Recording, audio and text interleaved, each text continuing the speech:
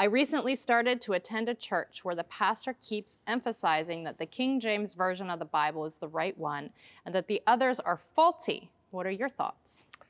This was more common a few decades ago, Megan, before you were even conscious of these issues. But there are some today who make this argument about King James Bible. Tina and I were traveling through a certain part of the United States a couple of years ago. And as we stopped for food and fill up gas, there were people that left tracts. Different churches had tracts. And we picked them up, obviously being interested in what people are saying. And we noticed many of them on the back, they had the name of the church, and then it said a King James only church. So there are still areas that really emphasize that. Let me give you just my answer to that. First of all, I don't think there's really much of conspiracies where someone say we're going to translate the Bible and we're going to twist it and make it different than it's really intended. When the New American Standard Bible was released a number of decades ago, there was this question, is it some kind of perversion of Scripture? Then the NIV came.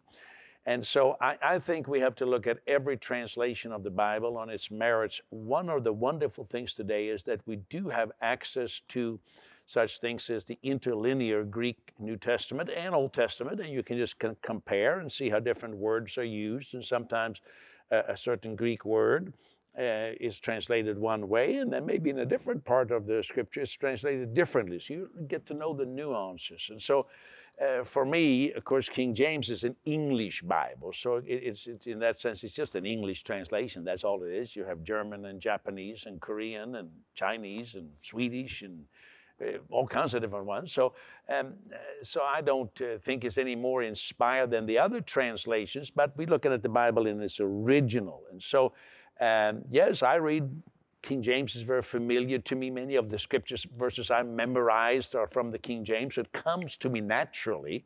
And so I like the King James, and I went to the New King James. Now I read a lot from the New American Standard Bible. But I like to have, as a pastor, as a teacher, I have that parallel study where I can check words. And I don't expect everyone to do that. I don't preach much from paraphrase, such as the Living Bible. I think it's nice for reading. But sometimes in the paraphrase, which are not direct translations word by word, you have a lot of the translator's own ideas come. So I only read that more for leisurely reading. And so I hope that answers the questions. I think we keep getting caught up on things that are peripheral here. But I would say something good about the King James Bible, that sometimes certain words are italicized. That means that the translator is saying these words are not in the original, but we added them for a flow of language. So I don't think any one translation is perfect, but we do have the original script, and it helps us, and we have high esteem for the Scripture. So keep reading it.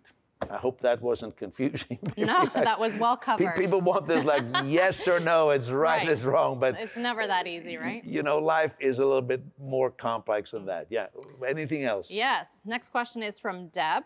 I have heard many thoughts about the COVID vaccine. I've heard it's the mark of the beast, or it contains 5G radiation particles.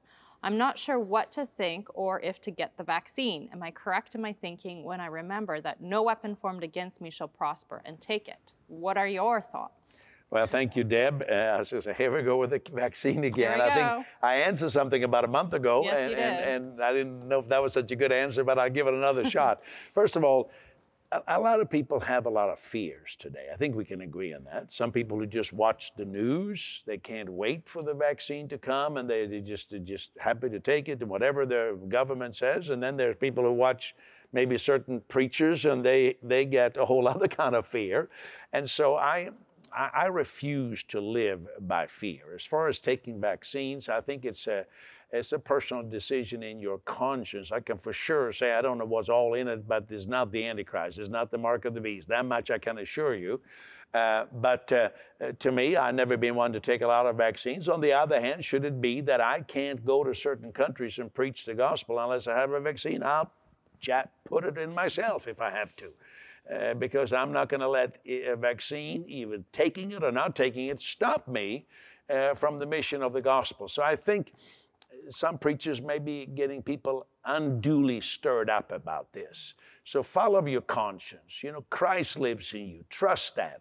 And then remember this, that whatever side of this fence you find yourself on, whether you love to have vaccines as much as you can or not, we are all loved by God, and we don't need to condemn one another.